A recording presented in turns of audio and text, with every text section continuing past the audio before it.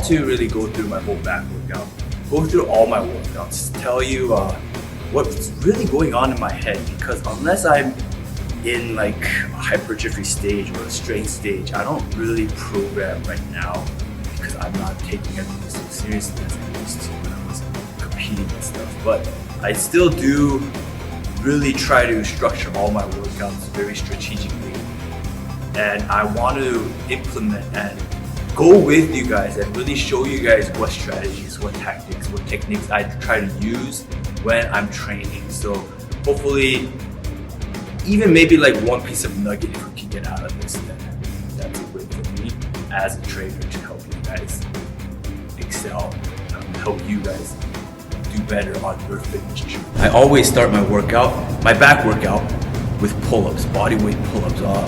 I did this on and off for a couple of years, but it's something that I feel like really gets my whole upper back ready for the whole back movements to come for the day of my back days. So yeah, I always try to start with pull-ups.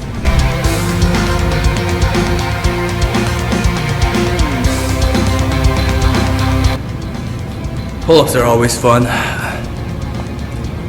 Always something to keep improve on. I have a fat ass and I weigh a lot, so 10 pull-ups is a lot for me. Just finished all my pull-ups. Usually after I finish all my pull-ups, I go either directly into RDLs or I go into some sort of rowing movement. If I do choose a rowing movement, it's usually a barbell row or T-bar row, something more probably in the free weight, just so when I'm nice and fresh and strong, I can start pumping out some weight. But I don't really train heavy these days, so I mean, it's still good to practice free weight even if you're not aiming for strength. So yeah, today just finished my pull-ups, so my upper back is pretty pumped right now. I am gonna go with the flow, and I'm gonna take the blood flow of my whole back right now, which is in the upper back, and I'm gonna target the upper back a little more and then bring that blood flow all the way down to the lower back as I finish my workout. So now I'm performing the barbell rows, and these are definitely the bread and butter of back exercises, so try not to skip out on it. If I do, I would replace it with a T-bar row, but still they do have different purposes, and I feel like T-bar row is a little bit more targeted, and barbell rows can be targeted, but it's really how you perform it is everything. But definitely nothing like you can't row anything nearly as much as you can row on a barbell row.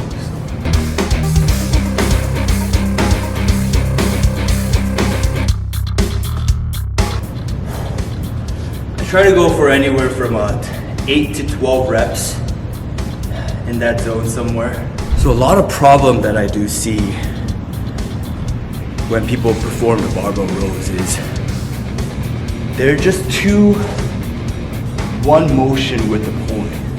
What you want to be doing is you want to fully pull and open up your chest as much as possible, especially if you have like rounded shoulders or you're kind of in like a hunchback kind of posture. You want to be able to literally just open that all the way so that your back muscles are contracting. That's probably one of the biggest things that changed my back game, and it's really opening up the chest and pulling all the way through.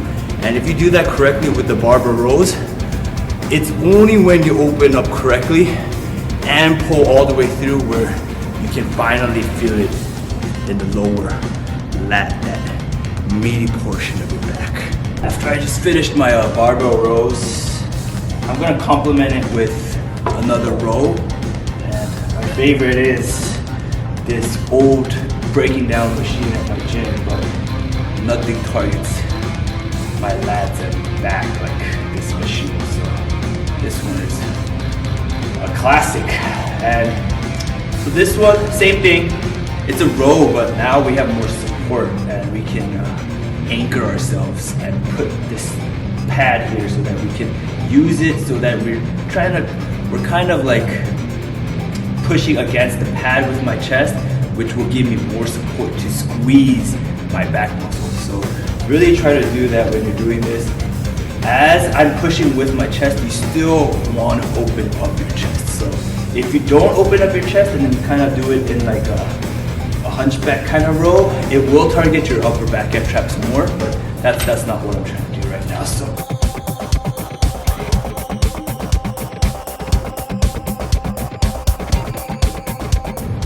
gotta love those. If you ever seen this pad and was wondering, what the heck is this thing and why is it at the gym? We use this a lot to really change up the angles for a lot of the exercises to really optimize and to hit different angles and different body parts when we're performing each exercise. So a clear example of this would be to put this on this row machine, chair down. Now I'm kind of leaning against it.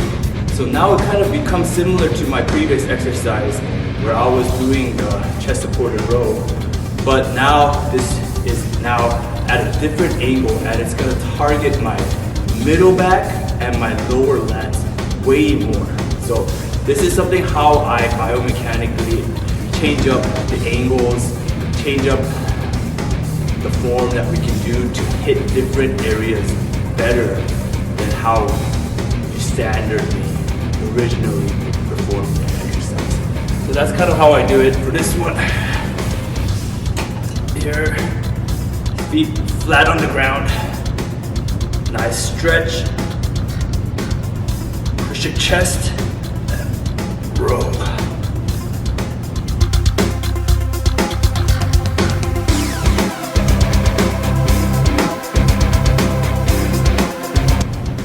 So yeah, this is my favorite exercises for targeting that lower back and lower lats and mid to lower back also.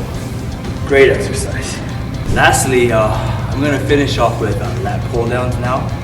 I'm gonna finish specifically with wide lat pull downs to target my rear delts and my traps a little more than directly focusing on the lats. I mean, wide ones do target the lats also, but the wide pull-ups, and when you pull, you want to imagine your elbows are kind of going outwards and you're pulling directly from the beginning. You want to be pulling first. Initiation pull is from your rear delt and then it goes into your back. That way, it clearly develops this complete bridge from your trap to your rear delt, which will create an aesthetically pleasing look. So yeah, that's how I'm going to finish off today's workout. Yeah, let's get it.